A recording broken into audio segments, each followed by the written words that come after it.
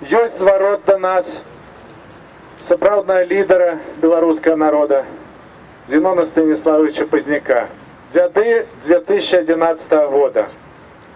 Паважаныя земляки, дорогие белорусы, настае одно з вялікіх і сакральных наших святаў – дзяды. Гэта вельмі важна, што ў нашай культуры ёсць такое народнае свята, якое адзначае вечнасць і гістарызм народнага існавання. У пачатку 90-х гадоў па ініцыятыве дэпутатаў апазіцыі Беларускага народнага фронту Верховны Савет зацвердзіў дзяды як дзяржаўнае свята, Дзень памяці. Это было разумное и правильное решение. Свядомость и дух нации опираются на культуру и историю.